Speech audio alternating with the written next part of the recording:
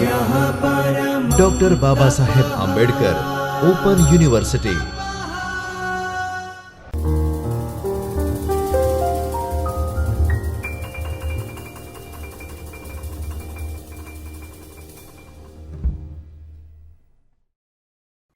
નમસ્તે મિત્રો doctor Baba Saheb Ambedkar open યુનિવર્સિટીના જ્યોતિર્મય પરિસર ખાતેના ચૈતન્ય સ્ટુડિયોમાંથી હું ડૉક્ટર ધવલ પંડ્યા આપનું સ્વાગત કરું છું. મિત્રો, આજે આપણે નવા સિલેબસ સાથેના ફર્સ્ટ યર બીકોમનો એક વિષય ધંધાકીય વ્યવસ્થા અને સંચાલન તેના યુનિટ નંબર 2ની વાત કરીશું. ધંધાકીય વ્યવસ્થા અને સંચાલનનો કોડ BCBOMN 104 છે.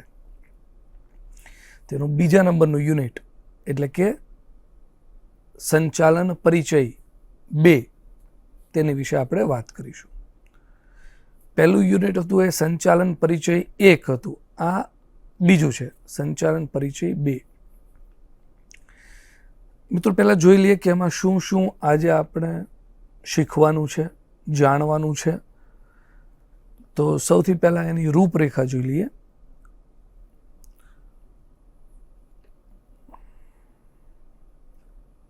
સંચાલન પરિચય 2 રૂપરેખામાં 2.1 પ્રસ્તાવના, 2.2 સંચાલનના સિદ્ધાંતો, 2.3 સંચાલકીય કાર્યક્ષેત્ર અને વર્ગીકરણ, 2.4 છે સંચાલન એ કળા કે વિજ્ઞાન, પ્રશ્નાર્થ છે. અને પછી 2.5 છે સંચાલકીય પ્રક્રિયા, અને છેલ્લે 2.6 એ સ્વાધ્યાય. આટલી બાબતો છે. તો આપણે આજે 2.5 સંચાલકીય પ્રક્રિયા એટલે 2.3 સુધી આપણે કવર કરીશું. બાકીના લેક્ચરમાં બાકીની 2 બાબતો લઈશું. તો શરૂઆત કરીએ પ્રસ્તાવનાથી. મિત્રો, દરેક વિદ્યા શાખા પોતાના સિદ્ધાંતો પર રચાયેલ હોય છે. સંચાલન વિશે પણ પોતાના નિર્ધારિત સિદ્ધાંતો ધરાવે છે. સંચાલન વિશે પણ સિદ્ધાંતો જે તે બાબતના અમલીકરણ અંગે માર્ગદર્શન એ પૂરું પાડે છે. તેથી સંચાલનના સિદ્ધાંતોની અહીં ચર્ચા કરવામાં આવેલી છે. સંચાલનના પોતાના વિવિધ કાર્યો છે અને તેના આધારે તેનું કાર્યક્ષેત્ર નક્કી થાય છે. સંચાલન વિજ્ઞાન અને કળા બંનેનો દરજ્જો એ ધરાવે છે. એની પણ આપણે અહીં સમજૂતી આપવામાં આવેલી છે આપણને. મિત્રો, કોઈ પણ ખ્યાલના અસરકારક અમલીકરણ માટે તેની પૂર્વ નિર્ધારિત પ્રક્રિયા હોય. તેવી જ રીતે સંચાલન પણ પોતાની એક પ્રક્રિયા ધરાવે છે. તે અંગે પણ ચર્ચા આપણે કરવામાં આવેલ છે.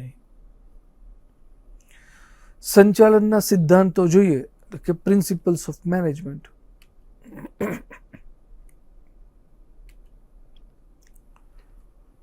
તો પ્રિન્સિપલ્સ ઓફ મેનેજમેન્ટમાં સંચાલનના સિદ્ધાંતો એક માર્ગદર્શિકા, એક ગાઈડલાઈન છે જે સંચાલકોને તેમના સંચાલકીય કાર્યોમાં મદદરૂપ થાય છે. હેનરી ફેયોલ છે, ફેડરિક ટેલર છે, મેક્સ વેબર, આવા બધા સંચાલકીય વિચારકો તેઓએ સંચાલનને લગતા સિદ્ધાંતો આપેલા છે. એમાંથી એક હેનરી ફેયોલના સિદ્ધાંતો સર્વસ્વીકૃત રહ્યા. હેનરી ફેયોલે સંચાલનના 14 સિદ્ધાંતો આપેલા છે. એ 14 સિદ્ધાંતો બહુ જ અસરકારક, બહુ જ ઉપયોગી છે. એક પિતા પુત્રના એક સંવાદ પરથી આપણે સરળતાથી એને યાદ રાખી શકાય. બહુ જ સરળતાથી, બહુ જ ઇઝીલી આપણે યાદ રાખી શકીએ એટલા માટે એક સૂત્ર છે. એ સૂત્ર છે ડેડ યુસી યુએસએસઆર. ડેડ યુસી યુએસએસઆર એટલે પુત્ર, પિતા કે છે ઓ આઈ સી. આપણે તેને સમજવાનો પ્રયત્ન કરીએ. દેખાય છે આમાં ડેડ યુસી યુએસએસઆર. પિતા કે છે ઓ I C. DAD UC USSR અને OISEE. હવે આની વિશે વિગતે થોડું સમજવાનો પ્રયત્ન કરીએ.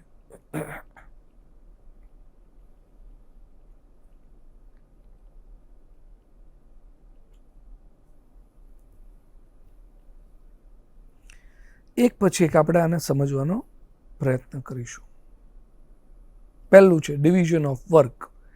DADમાં ડેડમાં પહેલું ડિવિઝન ઓફ વર્ક એટલે કે કાર્યની વહેંચણી આવે એમાં. બીજું છે એ ઓથોરિટી એન્ડ રિસ્પોન્સિબિલિટી, સત્તા અને જવાબદારી. ત્રીજું છે શિસ્ત.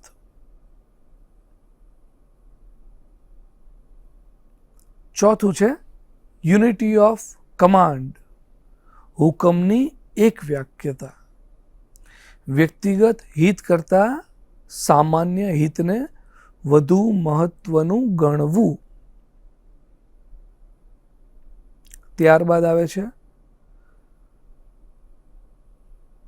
સેન્ટ્રલાઇઝેશન એન્ડ ડિસેન્ટ્રલાઇઝેશન. સેન્ટ્રલાઇઝેશન એન્ડ કેન્દ્રીકરણ અને વિકેન્દ્રીકરણ.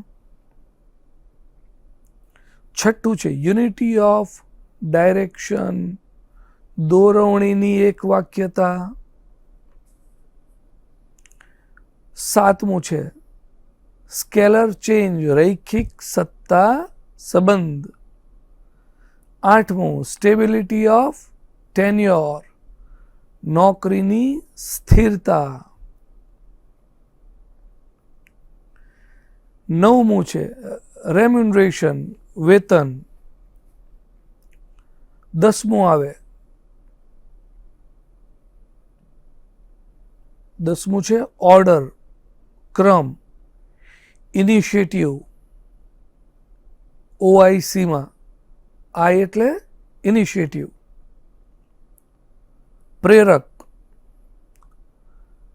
પછી છે subordination of individual interest to general interest.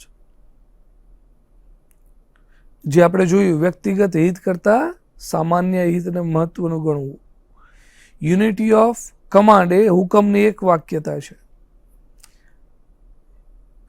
Equality, સમાનતા અને જૂથ ભાવના. આટલી બાબતો બાદ હવે આપણે કાર્યની વહેંચણી સમજીએ.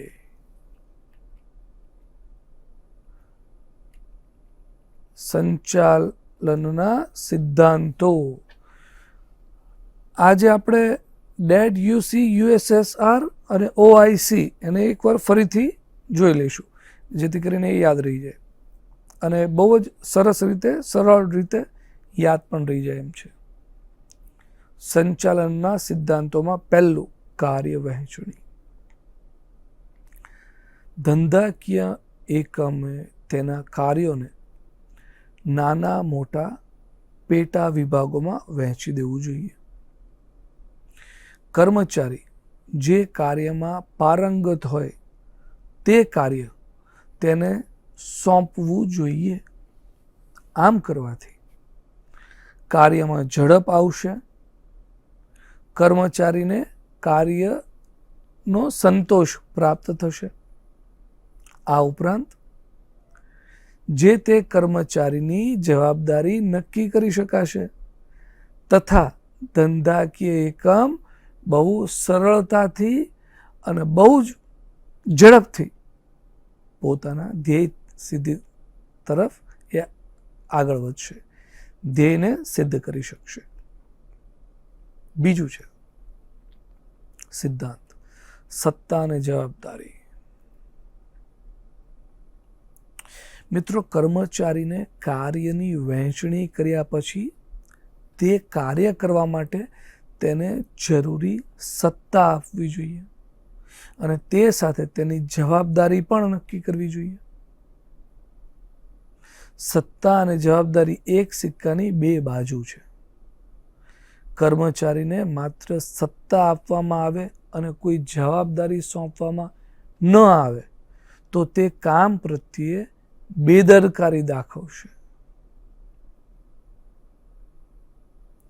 તેની કાર્યક્ષમતા ઘટશે અને માત્ર જવાબદારી સોંપવામાં આવશે અને તે માટે જરૂરી સત્તા સોંપવામાં નહીં આવે તો કર્મચારી કામ કરી શકશે નહીં. આમ સત્તા અને જવાબદારી બંનેનો સમાવેશ અહીં થાય છે. ત્રીજું શિસ્ત. કાર્ય કરવા અંગે કર્મચારીમાં સ્વયં શિસ્તની ભાવના હોવી ખૂબ જ જરૂરી છે. સાથે જરૂર પડે તો ઉપરી અધિકારીઓ દ્વારા લાગુ પાડવી જોઈએ એમાં સ્વયં શિસ્ત. આ માટે નીતિ નિયમો હોવા જોઈએ અને તેના ઉલ્લંઘન બદલ દંડાત્મક જોગવાઈઓ પણ હોવી જોઈએ. નહીં તો કોઈ માનશે નહીં. તો દંડાત્મક જોગવાઈઓ પણ એના ઉલ્લંઘન માટે ખૂબ જ જરૂરી છે. ચોથું, હુકમની એક વાક્યતા. મિત્રો, કર્મચારીને એક જ ઉપરી અધિકારી પાસેથી હુકમ મળવા જોઈએ. જો એક કરતા વધુ અધિકારી હુકમ આપશે તો હિતોના ટકરાવ જેવા પ્રશ્નો ઊભા થશે. કર્મચારી માટે પણ કયા અધિકારીના હુકમને માનવું તે પ્રશ્ન ઊભો થશે, જે કર્મચારીમાં મૂંઝવણ પેદા કરશે. માટે હુકમની એક વાક્યતા જળવાવી જ જોઈએ. પાંચમું, કેન્દ્રીકરણ અને વિકેન્દ્રીકરણ. મિત્રો, કેન્દ્રીકરણમાં એક જ અધિકારીને બધી જ સત્તાઓ સોંપવામાં આવે છે, જ્યારે વિકેન્દ્રીકરણમાં એક કરતાં વધુ અધિકારીઓ વચ્ચે સત્તાને વહેંચી દેવામાં આવે છે. સામાન્ય રીતે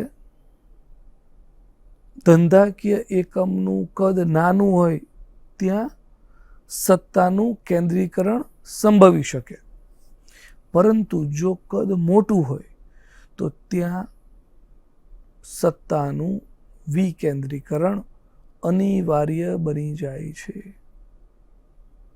હેનરી ફેયોલના મતે કેન્દ્રીકરણ અને વિકેન્દ્રીકરણ વચ્ચે યોગ્ય સંતુલન હોવું જોઈએ.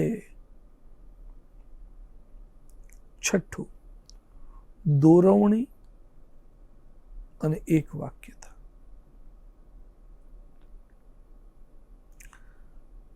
કાર્યની વહેંચણી દરમિયાન એક વાતનું ખાસ ધ્યાન રાખવું જોઈએ કે કર્મચારીને કોઈ એક સમયે માત્ર કોઈ એક કાર્ય સોંપવું. જો એક સાથે એક કરતાં વધુ કાર્યની સોંપણી કરવામાં આવશે તો કર્મચારી યોગ્ય રીતે કોઈ પણ કાર્ય પૂર્ણ કરી શકશે નહીં, જે તેને અસંતોષ તરફ દોરી જશે અને તે ધંધાના ધ્યેયની સિદ્ધિમાં અવરોધરૂપ બનશે. રૈખિક સત્તા સંબંધ. સાતમું, રૈખિક સત્તા સંબંધ. રૈખિક સત્તા સંબંધમાં કર્મચારી, જે તે કર્મચારી હોય તેની એક સાંકળ બનાવવામાં આવે છે. દરેક કર્મચારીને તેની ઉપરી કક્ષાના અધિકારીને માહિતી ક્રમબદ્ધ રીતે મોકલવાની રહેશે અને તે જ રીતે એ કક્ષાનો ક્રમબદ્ધ રીતે માહિતી નીચેના ક્રમના કર્મચારીને મોકલશે. ઉપરી એટલે જોઈએ ને મિત્રો, તો આમાં કર્મચારી તેના ઉપરી કર્મચારીને તેની માહિતી મોકલશે, તેના ઉપરી કર્મચારી એને ક્રમબદ્ધ રીતે માહિતી મોકલશે. એક ક્રમમાં એ માહિતી મોકલશે અને માહિતી મોકલ્યાના ક્રમબદ્ધ એ ક્રમ જળવાય, એ રૈખિક સત્તા સંબંધ એને કહેવામાં આવે. એ ક્રમ જળવાય તે ખૂબ જ જરૂરી છે. એટલે એકમાંથી બીજાને, બીજામાંથી ત્રીજાને, એને રૈખિક સત્તા સંબંધ કહેવાય. એ જળવાવું ખૂબ જ જરૂરી છે. પરંતુ ક્યારેક કટોકટી કે અપવાદરૂપ સંજોગોમાં સીધો એનો સંપર્ક સાધીને, એટલે જે બેઝિક હોય એને એ એક અધિકારીને છોડીને સીધો જ સંપર્ક બીજા અધિકારીને સાથે માહિતીની આપ-લે કરી શકે છે, એવું એને કહેવામાં આવે છે. આઠમું, નોકરીની સ્થિરતા. આઠમું છે આમાં, નોકરીની સ્થિરતા. કર્મચારીને તેની નોકરીમાં સ્થિરતા, સલામતી અને રક્ષણ આપવું જોઈએ. જો કર્મચારીની નોકરી અવારનવાર બદલાતી હોય તો તે ધંધાના હિતને નુકસાનકારક બનશે. એક કર્મચારીને તાલીમ આપીને કુશળ બનાવવામાં આવે, પછી તે નોકરી છોડી જાય તો નવા કર્મચારીને ફરીથી તાલીમ આપવી પડશે, જે ધંધાકીય એકમ માટે ખર્ચાળ નીવડશે. માટે કર્મચારી ફેરબદલી દર જેટલો નીચો હોય તેટલો ધંધાના હિતમાં રહેશે. કર્મચારીને બિનજરૂરી રીતે છૂટા ન કરવા જોઈએ, તેની બદલી ન કરવી જોઈએ. નવમું, વેતન. કર્મચારીને તેના કામ પ્રમાણે વેતન મળવું જોઈએ. કર્મચારીને તેના કામ પ્રમાણે વેતન મળવું જોઈએ. વેતન વ્યાજબી, પૂરતું મળવું જોઈએ અને સંતોષકારક હોવું જોઈએ. વ્યાજબી તો હોવું જ જોઈએ, પૂરતું એને લાગવું જોઈએ અને એને સંતોષ થવો જોઈએ તેટલું હોવું જોઈએ. વેતન સમયસર મળવું જોઈએ. કામના પ્રમાણમાં મળતું હશે તો કર્મચારીમાં સંતોષ પેદા થશે અને ધંધાકીય એકમ તરફ એ વફાદારી દાખવશે. પરંતુ તેનો અભાવ એ અસંતોષ પેદા કરશે અને કર્મચારીમાં ફેરબદલી દર એ વધારશે. નવમું, ક્રમ. આ સિદ્ધાંત વસ્તુ અને કર્મચારીઓને યોગ્ય ક્રમમાં ગોઠવવા અંગેનો છે. દરેક વસ્તુ માટે તેની યોગ્ય જગ્યા હોવી જોઈએ અને તે પ્રમાણે તે ગોઠવાયેલી હોવી જોઈએ કે જેથી કરીને જ્યારે જરૂર પડે ત્યારે ઝડપથી તે મળી શકે અને સમય શક્તિનો બગાડ અટકાવી શકાય.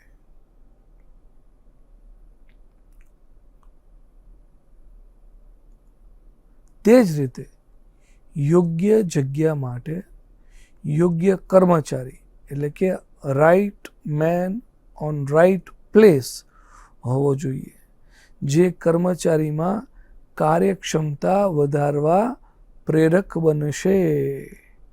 હવે પ્રેરક હાથ નીચેના કર્મચારીઓ ઝડપથી પૂરેપૂરી ક્ષમતાથી કામ કરવા પ્રેરાય તે માટે ઉપરી કક્ષાના કર્મચારીઓ એ પ્રેરક બનવું જોઈએ. કર્મચારી કાર્ય કરવા પ્રેરાય, જરૂરી સૂઝ દાખવે તે માટે એને પ્રેરણા આપવી જોઈએ કે જેથી કર્મચારીની શક્તિમાં એ વધારો થઈ શકે, વધારો કરી શકાય. 12મું છે વ્યક્તિગત હિત કરતાં સામાન્ય હિતને વધુ મહત્વનું ગણવું. ફેયોલના મતે ધંધાનું હિત કર્મચારીના વ્યક્તિગત હિત કરતાં વધુ પ્રાથમિકતા ધરાવતું હોવું જોઈએ. ધંધાના હિતને વધુ મહત્વ આપવું જોઈએ. સંચાલકોની એક જવાબદારી બને છે કે તેમણે કર્મચારીના હિત અને ધંધાના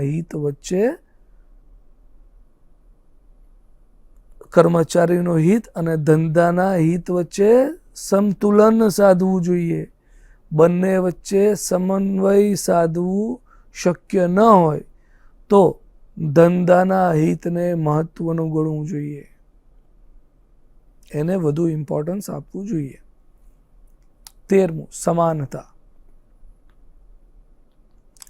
સંચાલકોની એક ફરજ બને છે કે દરેક કર્મચારીઓ તરફ સમાન વ્યવહાર થાય,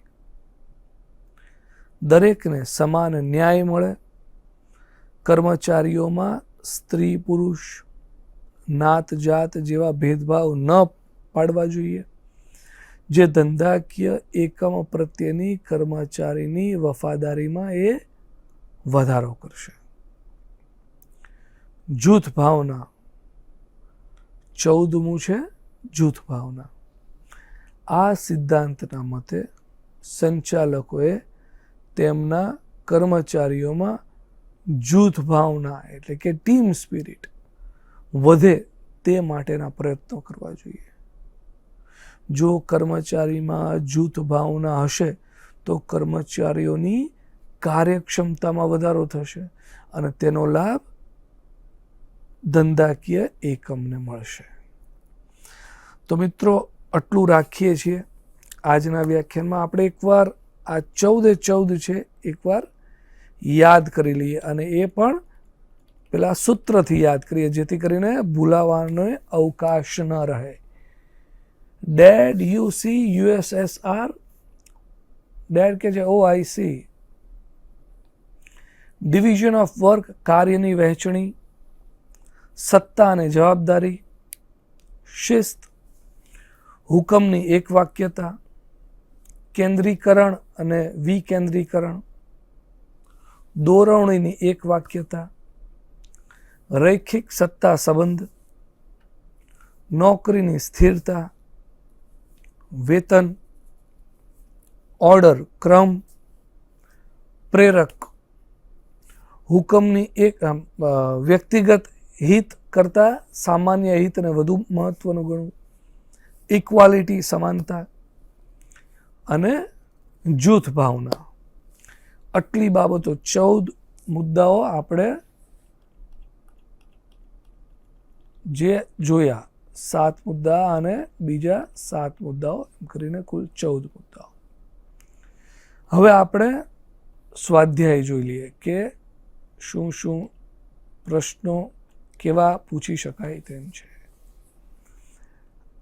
આ અડધું યુનિટ થયું છે, હજુ અડધું યુનિટ બાકી છે, તો એમાં પ્રશ્ન આવી શકે કે સંચાલન એટલે શું, તેનો અર્થ જણાવી તેના સિદ્ધાંતો વિગતે વર્ણવો.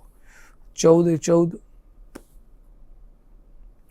ટૂંકા પ્રશ્નોમાં કાર્ય વહેંચણી, ટૂંક નોંધ અથવા ટૂંકા પ્રશ્નો, કાર્યની વહેંચણી, સત્તા અને જવાબદારી, શિસ્ત, કેન્દ્રીકરણ અને વિકેન્દ્રીકરણ, રૈખિક સત્તા સંબંધ, અને છેલ્લું છે દોરવણી અને એક વાક્યતા. તો મિત્રો, આજના વ્યાખ્યાનમાં આપણે આટલું જ રાખીએ છીએ. ફરીથી આ જ યુનિટને કન્ટિન્યુએશનમાં આપણે ફરીથી જોઈશું. ત્યાં સુધી રજા આપો. નમસ્કાર. स्वाध्यायः परमः